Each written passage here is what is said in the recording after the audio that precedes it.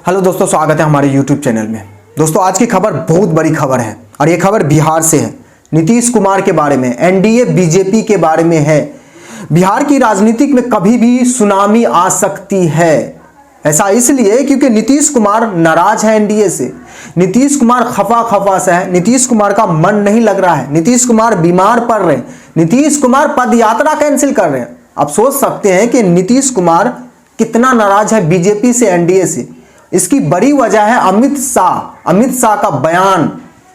जिस तरह से अमित शाह से एक इंटरव्यू में पूछा गया कि बिहार का सीएम का चेहरा कौन होगा, बिहार की जो आने वाला चुनाव है किसके नेतृत्व में चुनाव लड़ी जाएगी बिहार में।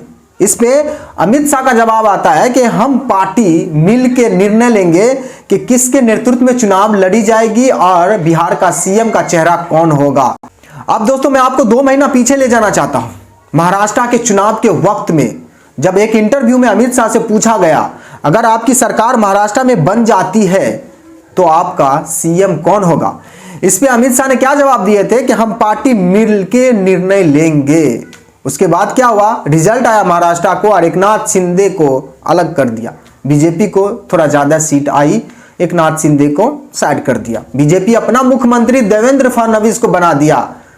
उसी प्रकार से पटना के ऊपर भी अमित शाह का जवाब आया और इस बात से साफ जाहिर है कि बीजेपी अब नीतीश कुमार को सीएम बनाना नहीं चाहती है। बीजेपी अब नीतीश कुमार के नेतृत्व में बिहार में चुनाव नहीं लड़ना चाहती है। बीजेपी नीतीश कुमार को दरकिनार करना चाहता है, उसी तरह जिस तरह से एकनाथ शिंदे को महाराष्ट्र में किया था। अब नीतीश कुमार की बारी है। जब से महाराष्ट्र में ये हुआ उसी वक्त से ये कयास लगा रहे थे कि अब नीतीश कुमार का बारी है। केंद्र में मोदी सरकार में नीतीश कुमार का बड़ा सपोर्ट है, तो जो एकनाथ शिंदे के साथ हुआ वो नीतीश कुमार के साथ नहीं हो सकता, ये कयास लगा रहे थे। इसी बीच अमित शाह का बयान आया और इस बयान से साफ जाहिर है कि नीतीश कुमार का भी हाल वही होगा जो एकनाथ शिंदे का महाराष्ट्र में हुआ। और ये बात नीतीश कुमार भी अच्छे से जानते होंगे, क्योंकि नीतीश कुमार राजनीति के कच्चे खिलाड़ी नहीं है। चाचा, मैं आपको बताना चाहता हूं कि नीतीश कुमार के जो बाल सफेद है वो धूप में सफेद नहीं हुआ, वो राजनीतिक करते करते सफेद हुआ। और बिहार की राजनीतिक में जो नीतीश कुमार का औहदा है वो किसी नेता के पास नहीं है। तो ये बात नीतीश कुमार ही भी अच्छे से जानते होंगे कि बीजेपी हमारे साथ क्या करेंगे, क्या कर सकते हैं। इसलिए बिहार में कभी भी कुछ भी हो सकता है। अब कभी भी खबर आ सकती है कि नीतीश कुमार एक बार फिर से पलटी मार चुके हैं, कभी भी ये खबर आ सकती है बिहार से दोस्तों। और नीतीश कुमार का आज हालात ये है, इसकी एक और बड़ी वजह है वो अमित शाह जिस तरह से संसद में बयान दिया अंबेडकर को लेके, इसकी भी एक बड़ी वजह है। अमित शाह संसद में अंबेडकर का अपमान नहीं किया। मैं ये समझता हूं दोस्तों, ये लोकतंत्र का अपमान था। भारत के संविधान जो 145 करोड़ की जनसंख्या वाला देश में लोकतंत्र कायम है वो अंबेडकर के कारण है। आप संविधान का अपमान नहीं कर सकते, लोकतंत्र का अपमान नहीं कर सकते, भारत के 145 करोड़ जनसंख्या की अपमान नहीं कर सकते। लेकिन अमित शाह ने लोकतंत्र का अपमान किया, भारत देश का अपमान किया, भारत के संविधान का अपमान किया।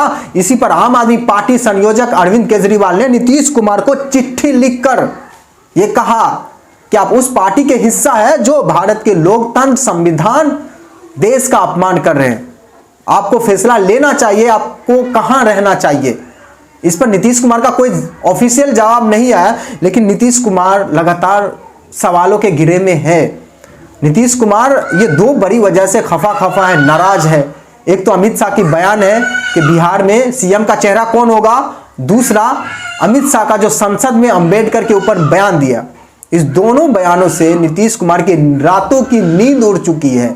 नीतीश कुमार को कुछ समझ में नहीं आ रहा दोस्तों कि नीतीश कुमार के साथ क्या होगा, नीतीश कुमार क्या खुद करेंगे, ये भी नीतीश कुमार को समझ नहीं आ रहा है। लेकिन दोस्तों, अगर नीतीश कुमार वो खिलाड़ी है जो कभी भी अपना पारा संयम नहीं खोते, लेकिन इस बार सब कुछ खो चुके हैं, बीमार पड़ रहे हैं नीतीश कुमार। इस बात से साफ जाहिर है कि नीतीश कुमार को कुछ समझ में नहीं आ रहा है कि उनके साथ क्या होगा, वो खुद क्या करेंगे। इसलिए दोस्तों, बिहार से कभी भी खबर आ सकती है कि बिहार में सरकार गिर गई। और एक बात मैं बता देना चाहता हूं, अगर बिहार में कुछ हुआ तो बिहार पटना से दिल्ली ज्यादा दूर नहीं है। पटना से दिल्ली ज्यादा दूर नहीं। अगर बिहार की राजनीतिक में हलचल मतलब दिल्ली की राजनीतिक में हलचल, मतलब दिल्ली के राजनीतिक में हलचल, तो नरेंद्र मोदी की कुर्सी पर सुनामी आएगा। ऐसा भी हो सकता है, अगर ऐसा कुछ हुआ तो हो सकता है कि नरेंद्र मोदी भारत के प्रधानमंत्री नहीं रहेंगे, हो सकता है कि कोई और इंडिया ब्लॉक के प्रधानमंत्री बन सकते हैं। अगर नीतीश कुमार के साथ कुछ हुआ तो चंद्रबाबू नायडू साहब नीतीश कुमार के साथ है। और ये बात आप समझ सकते हैं, जो आज नरेंद्र मोदी की बैसाखी वाली सरकार है वो नीतीश कुमार और चंद्रबाबू नायडू के कारण है। अगर नीतीश कुमार की राजनीति पे कुछ हुआ तो समझ लीजिए कि नरेंद्र मोदी की भी अब पतन होना शुरू हो सकता है। 1-2 हफ्ता बिहार के लिए बहुत महत्वपूर्ण है, दिल्ली के लिए महत्वपूर्ण है, देश की राजनीति बिहार की राजनीति के लिए बड़ा महत्वपूर्ण है, कुछ भी हो सकता है। बाकी दोस्तों आपको क्या लगता है कि सच में बीजेपी नीतीश कुमार को हटाना चाहती है? नीतीश कुमार का भी हाल उसी तरह करना चाहते हैं जैसे एकनाथ शिंदे का महाराष्ट्र में किया है? ऐसा भी हो सकता है। और क्या दोस्तों, क्या बिहार में एक बार फिर से सरकार गिर सकती है, पाला बदला जा सकता है, खेला हो सकता है क्या? इस पर आपकी क्या राय है? आप भी अपना राय इस वीडियो के कमेंट में हमें दे सकते हैं।